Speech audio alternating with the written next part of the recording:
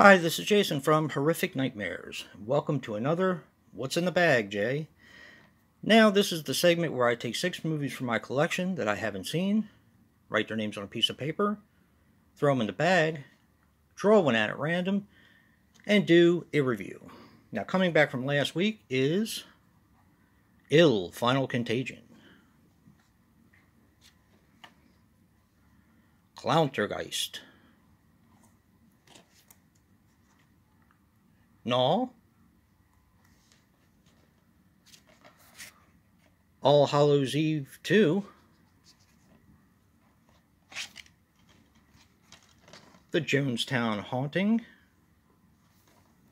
and making its debut this week is No Vacancy. Alright, I'm going to give the bag a good tussle, and we're going to see what we're going to review this week.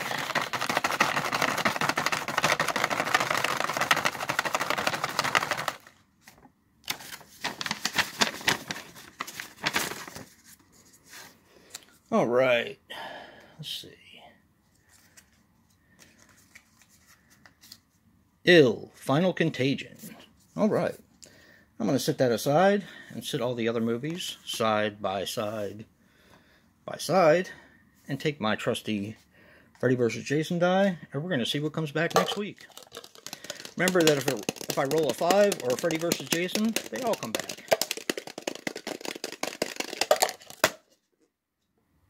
1. That should make it fairly interesting. Get back another good tussle.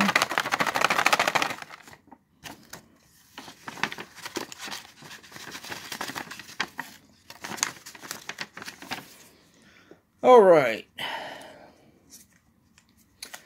Coming back next week is Gnaw. Alright, if you want to see me review Clowntergeist, All Hallows Eve 2, No Vacancy, or The Jonestown Haunting, make sure to vote, and I will consider bringing them back. But right now, I'm going to go watch Ill, Final Contagion, and come back with a review later. Well, I'm back. I just watched Ill, Final Contagion, and here are my thoughts. Ill, Final Contagion is a 2020 film, which runs approximately 103 minutes, and it is an anthology, much to my surprise.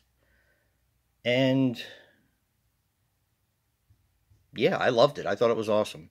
Now I'm going to be handling this the way I handle all of my other anthology reviews. This is going to be broken down into parts. Now there is no wraparound for this anthology. This is basically taking it day by day. Now our first part is called Contagion, Day Number 0. This is directed by Lucio A. Rojas, and pardon my pronunciation of the names in this, Felipe Rios, Colmena del Solar, and Raylorin Mata. Yeah, it's kind of hard, some of these names. This is a foreign film, and while it's not subtitles, the very first part, the Contagion Day Number 0, does have some foreign language in it, and there's no translation, but you don't really need it. And that sounds a little weird, but bear with me. Okay, this one is about 2 girls who go to find a guy in a bar. They pick him up. He takes them back to his house, where they dance seductively, and they plan to rob him. Okay, they end up stealing a briefcase full of euros. This is what starts the contagion. Apparently, the briefcase full of euros, when they get it out to their car to make their getaway, they open it, and there is a break and a puff of smoke when they open it. It gets all over the money and all over them. And it basically turns people into rotting, zombie-like creatures. This is not a zombie movie, it's an infection film. But I'm going to be using the term zombie because that's kind of what they resemble, if that makes any sense. This was actually my least favorite part in the anthology. But this does tell a linear story. It's just broken up into parts. This one I gave a 7 to. And my only problem with this was when they were running, there was some shaky cam. And a little bit of lack of focus in certain parts. But even with that being said, I gave it a 7 because the story was really good. Okay, we come to the second part, which is Guilty, day number 86. Now this one's directed by Lorenzo Zanoni. And this stars Tommaso Analdri, Silvia Morighi, and Giuseppe Di Bins. This had amazing makeup, and I gave this one an 8. This is about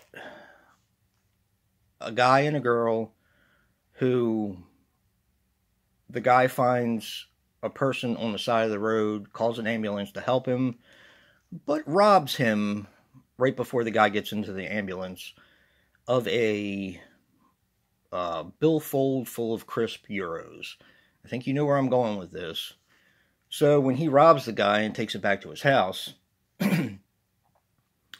he catches the contagion from the euros.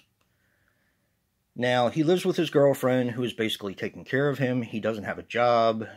She wants him to get a job, and he sits around all day playing video games and eating food. And I'm going to leave it there. This has one of the most disgusting transformations I've ever seen. The makeup was brilliant in all of these parts. Okay, let's go to the next one, which is The Body Day. Day number 104. This was directed by Damanzo Cristofano. This has Chiaro Pavoni, Adriana Bernardi, and Francesco Giannotti. This got a perfect 10 in my opinion. This is my limit to horror, actually. This is about a transsexual prostitute who is in the search for being perfect. She gets a billfold of crisp euros from one of her customers, or one of his customers, or one of its customers. And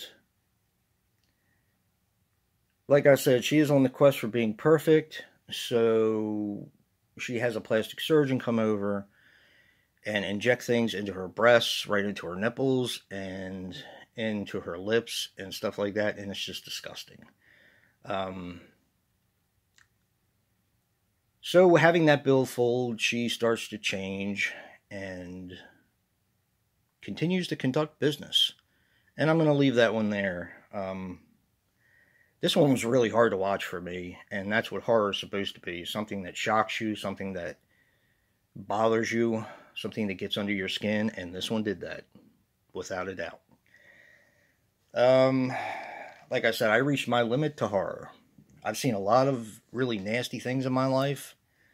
I've watched a lot of extreme horror, and yeah, this one got to me. So we're going to go with the last part, which is The Cabin Day, day number 913. This is directed by Kai E. Bocasti. This stars Mark Evans and Justin Salakoska. And this one I gave a 9 to. This one's a pretty simple sort of premise to it. A guy in a cabin with his son is making a video saying how his son has this contagion, apparently from money transaction, go figure, and how his father is trying to save him and trying to cut off pieces of him at a time in order to keep him alive. That is basically the story in a nutshell. There's not much more to it, but the dread, the gore, and the the angst that is in this one is why I gave this one a 9. It's acted incredibly well. Like I said, the gore is amazing. This movie blew me away. This is one of the best anthologies, one of the best made anthologies that I've ever seen. And no one knows it exists. And I don't understand it. The gore in this thing is just amazing. If you love zombie type movies, infection type movies, if you love nasty movies, extreme movies, I'll recommend this one to Mr. Rick. He'll love this movie. This is just nasty. The makeup is done so well. I don't understand why no one talks about this film.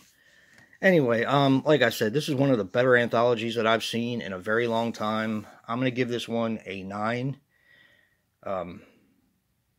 I haven't seen much better than this, and I'm not grading this on an independent scale. I'm grading this as a movie you would see in the theaters. It's that good. It's acted extremely well. The one problem that people may have with this, and I know I'm rambling on, but the accents are a little thick at times, so it's a little hard to figure out what they're saying, and there is no subtitles for it that I could find. So it is all in English except for the one part in the beginning, but like I said, the accents are a little thick at times, so it's just an amazing movie. Now here's I'll get to my only other con. The reason why I bought it was, of course, because of the cover with this old man or clown or whatever you want to call him. He's actually not in the film, but it doesn't matter because it's freaking amazing. It's an amazing film. I recommend it. If you're squeamish, don't watch this movie because I had a rough time with it, and I can take pretty much anything. So just let that be a warning. Know what you're getting yourself into. Like I said, vote for the ones that didn't make it if you're interested. And if you like what you see in here, hit that like button and subscribe. And watch this movie. It's freaking awesome. And until next time, peace.